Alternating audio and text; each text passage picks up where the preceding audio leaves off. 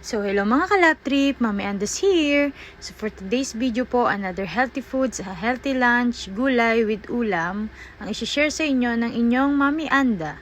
At syempre, hindi po mawawala ang ating healthy drinks with Laughter Fresh fruit juice, concentrate, lemon, and calamansi. Pang-boost ng immune system at daily dose of vitamin C.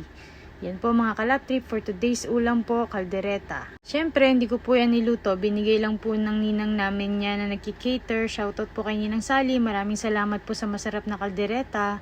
At ayan po, tinernohan ko lang po ng steamed toge. Yan po, nag-steam lang po ako ng toge para po substitute sa ating kanin. Yan po ang kanin natin, steamed toge.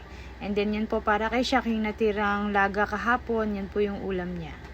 Ayan po, si Ate Gian dumating na po from school at ayan po, napakanin po siya dahil natakap siya sa kaldereta. Paminsan-minsan lang din po kasi kami mag-ulam niyan dahil laging quick and easy nga lang po yung niluluto ko dahil nga po sa dami ng trabaho, sinisingit ko lang po yung pagluluto. And then ayan po, napagulay din po siya. Ayan po, inuna ko po muna si Shaq pakainin. Lagi ko po talagang inuuna si Shaq para hindi po kami magsasabay kumain kasi mas mahalaga po na mauuna siyang kumain bago po ako.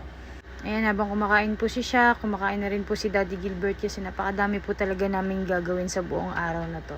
Kaya inuna ko po muna si Shaq pakainin para wala na po akong problema, wala na akong alalahanin. And then after po niyan, ako naman po yung kumain pagkatapos ni Shaq. Ganun po talaga siguro tayong mga nanay, lagi po talaga natin inuuna yung mga anak natin. Handa po tayong magsakripisyo, handa po tayong tiisin lahat para sa kanila. So alam ko po, shoutout po sa mga nanay, alam ko pare-parehas po tayong ganun. Lahat po gagawin para sa mga anak at uunahin po talaga sila bago yung mga sarili natin. At si Daddy Gilbert po, tapos na rin po siyang kumain, kaya ako po talaga yung nahuling kumain kasi inaasikaso ko po muna talaga si Shaq bago ang lahat.